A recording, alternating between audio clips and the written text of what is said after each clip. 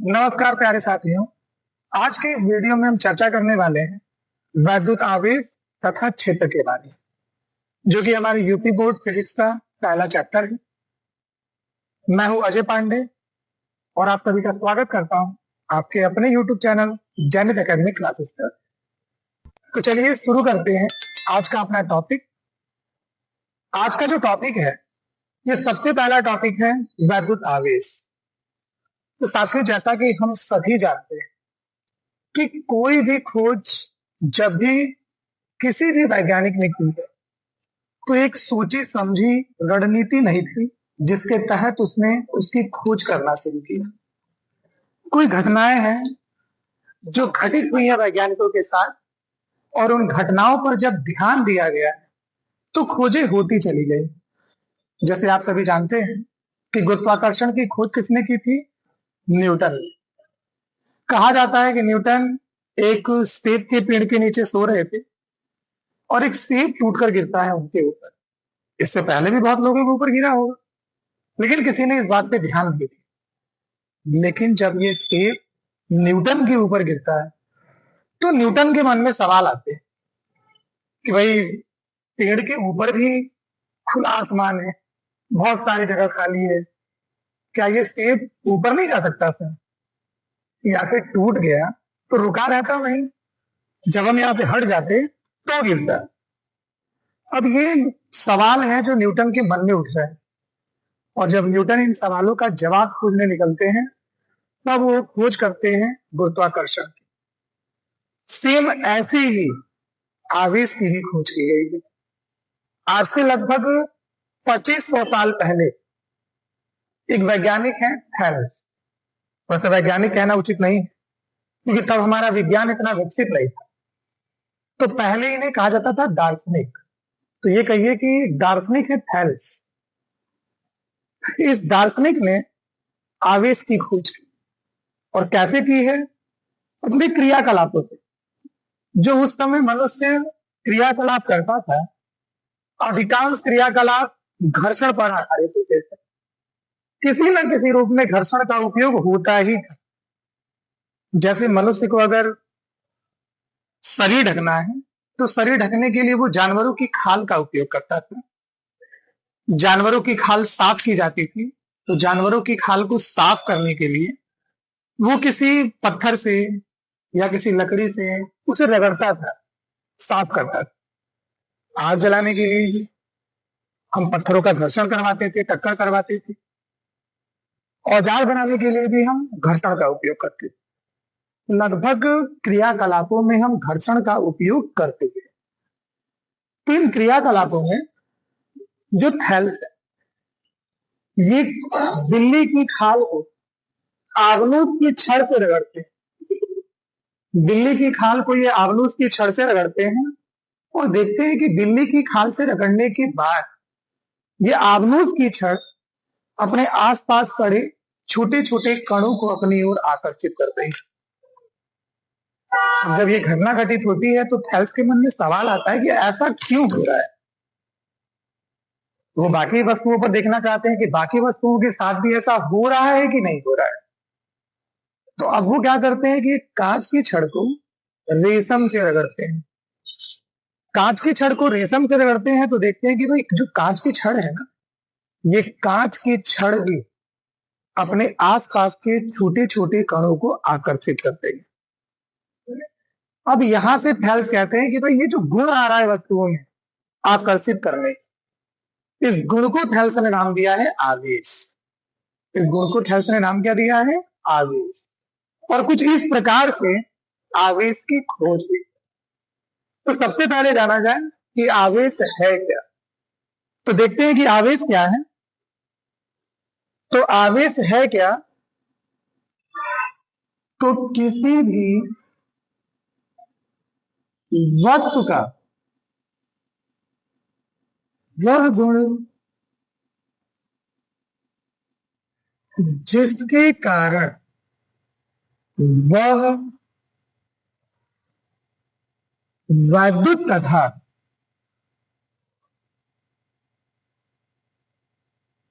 चुंबकीय प्रभाव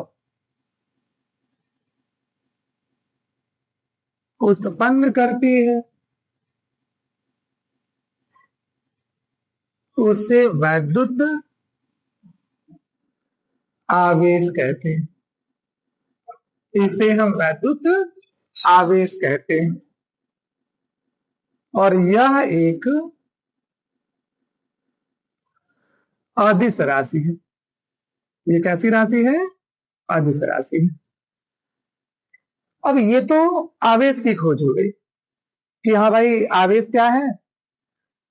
तो जब भी हम दो वस्तुओं को आपस में रगड़ेंगे तो उसमें छोटे छोटे कणों को आकर्षित करने का गुण आएगा और आकर्षित करने का गुण विद्युत में भी है, चुंबक में भी है। तो हमने कहा कि भाई किसी वस्तु का वह गुण जिसके कारण वो वैद्युत तथा चुंबकीय प्रभाव उत्पन्न करेगी उसे हम वैद्युत आवेश कहेंगे।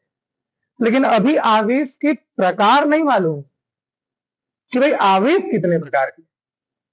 ये यहां तक की खोज है थेल्स की। थेल्स के बाद एक और दार्शनिक आते हैं गिलबर्ट। गिलबर्ट थेल्स के प्रयोगों को आगे बढ़ाते। गिलबर्ट देखते हैं कि जो थेल्स ने प्रयोग किए हैं, एक्सपेरिमेंट किए हैं, उस एक्सपेरिमेंट में हमारे पास एक कांच की छड़ है, इसे हमने रगड़ा है रेशम से। दूसरी हमारे पास आबनूस की छड़ है और इसे हमने रगड़ा है बिल्ली की खाल से। अब जो गिलबर्ट क्या करते हैं कि एक कांच की छड़ को रेशम से रगड़ते हैं, दूसरी कांच की छड़ को भी रेशम से रगड़ते हैं और जब दोनों छड़ों को एक दूसरे के पास लाते हैं तो दोनों छड़ एक दूसरे को प्रतिकर्षित करती है, एक दूसरे से दूर हट रही है। यही काम होता है बिल्ली की खाल और आबनूस की छड़ के साथ। एक आबनूस की छड़ को बिल्ली की खाल से रगड़ते हैं और एक और आबनूस की छड़ को बिल्ली की खाल से रगड़ते हैं। इन्हें जब एक दूसरे के पास लाते हैं तो ये भी क्या कर रहे हैं, एक दूसरे को प्रतिकर्षित करते हैं।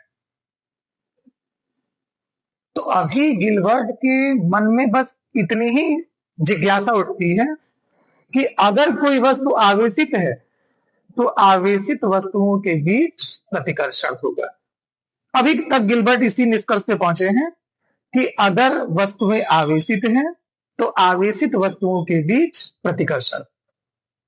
लेकिन सारी सोच गलत साबित हो जाती है जब गिलबर्ट एक कांच के छड़ को रेशम से रगड़कर और एक बिल्ली की खाल को आबनूस की छड़ से रगड़ के पास लाते हैं तो ये दोनों एक दूसरे को आकर्षित करना शुरू कर देते हैं और गिलबर्ट का दिमाग खड़कता है और गिलबर्ट अब इस निष्कर्ष पे पहुंचते हैं कि भाई ये दोनों समान पदार्थ थे। पहली भी कांच की छड़, दूसरी भी कांच की छड़, दोनों को रगड़ा भी हमने समान पदार्थ से। इसका मतलब दोनों पर जो आवेश आया है वो भी समान।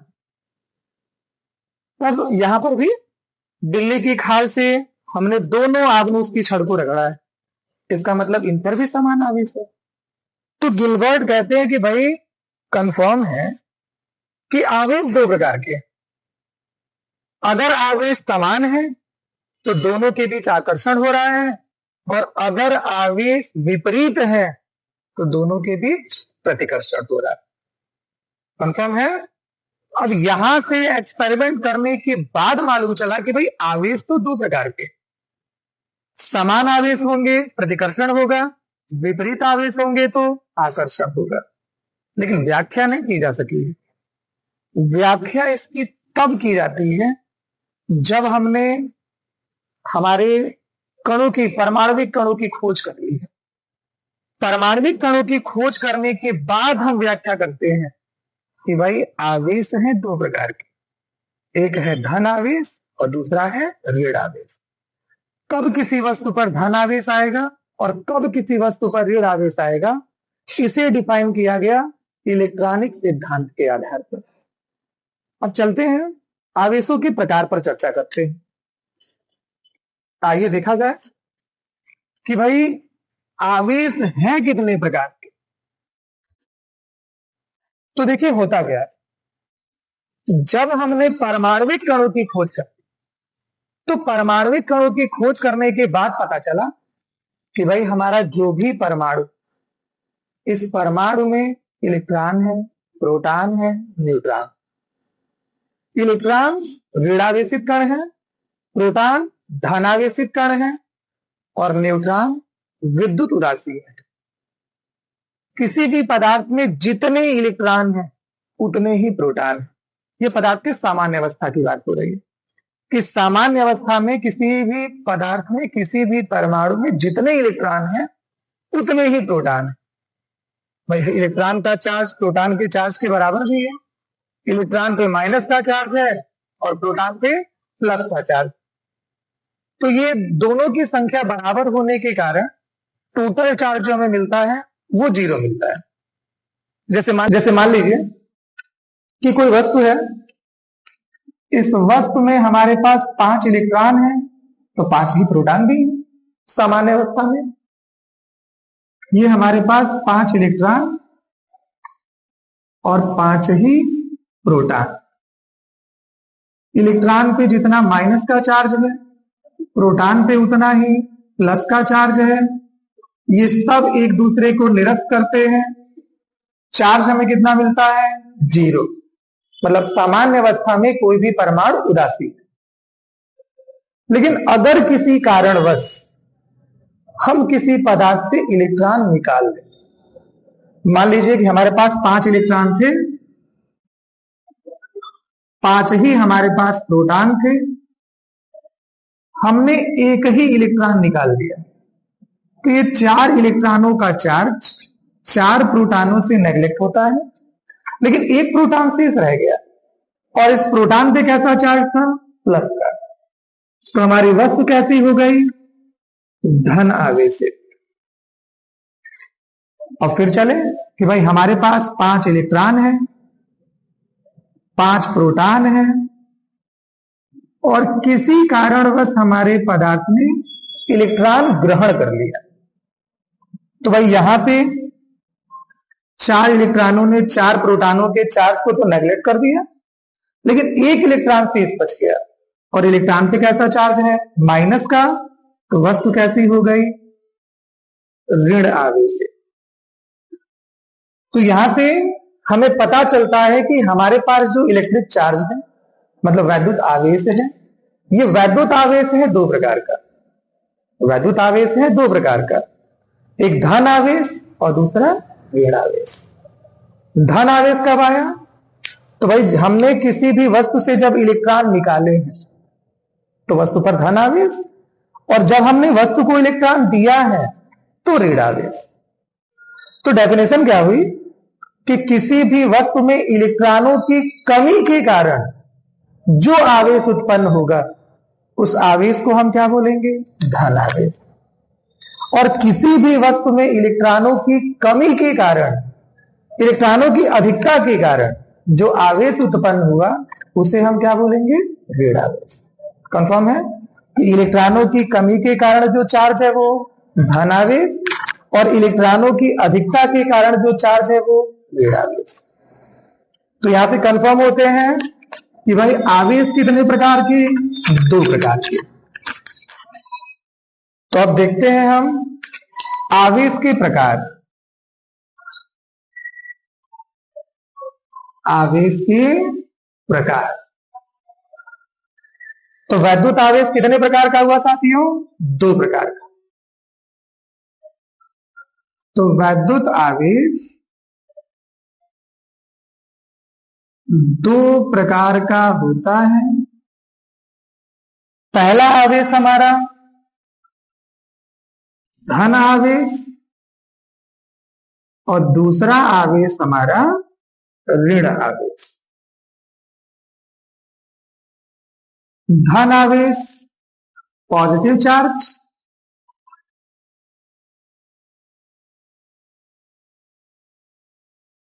और ऋण आवेश निगेटिव चार्ज। डेफिनेशन तो आप लोग समझ ही गए हैं कि किसी भी वस्तु में इलेक्ट्रॉनों की कमी के कारण उत्पन्न आवेश को धन आवेश कहते हैं और ऋण आवेश तो किसी भी वस्तु में इलेक्ट्रॉनों की अधिकता के कारण उत्पन्न आवेश को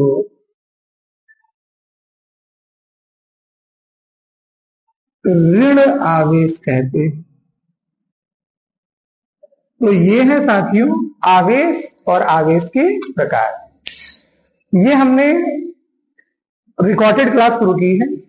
इस रिकॉर्डेड क्लास का नोट्स बनाना बड़ा जरूरी है। नोट्स बनाते हुए चलेंगे तो तैयारी आपकी संपूर्ण चलती रहेगी।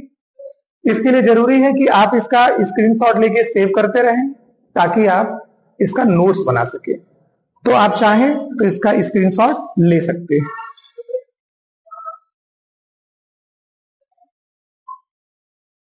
तो अब क्लास में आगे बढ़ते हैं। इस क्लास में आगे बढ़ने तो आगे बढ़ते समय अब हमें पढ़ना है हमारे वैद्युत आवेश का इलेक्ट्रॉनिक सिद्धांत।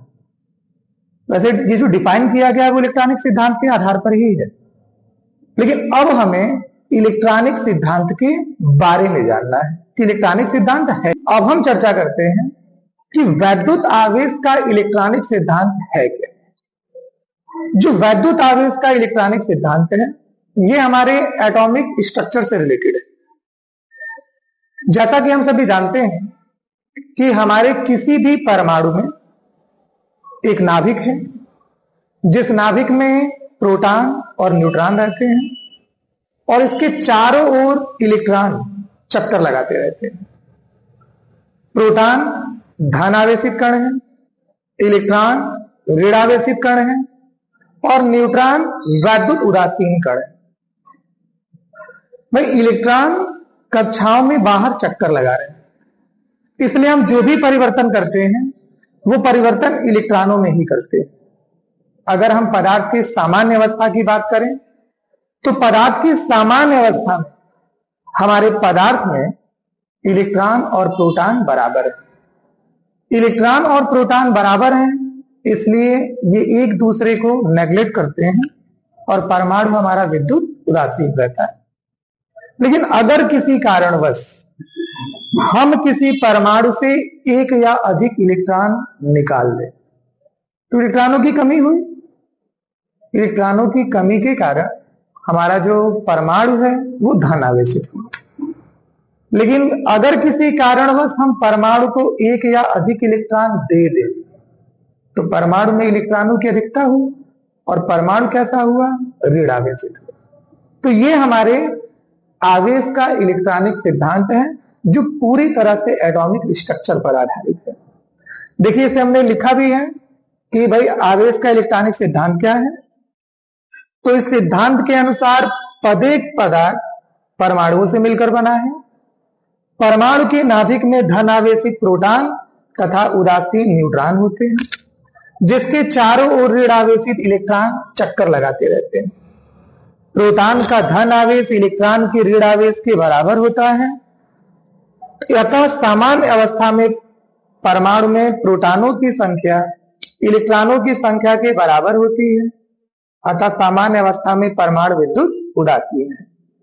लेकिन किसी कारणवश यदि परमाणु एक या अधिक इलेक्ट्रॉन ग्रहण कर ले तो परमाणु में इलेक्ट्रॉनों की अधिकता के कारण परमाणु ऋणावेशित हो जाता है। इसी प्रकार यदि परमाणु एक या अधिक इलेक्ट्रॉन त्याग दे तो परमाणु में इलेक्ट्रॉनों की कमी के कारण परमाणु धन आवेशित हो जाता है। ये हमारे आवेश का इलेक्ट्रॉनिक सिद्धांत है। आप चाहें तो इसका भी स्क्रीनशॉट ले सकते। तो आज की क्लास में बस इतना ही। आगे अगले टॉपिक पर हम नेक्स्ट क्लास में चर्चा करेंगे। तो आप सभी को जय हिंद।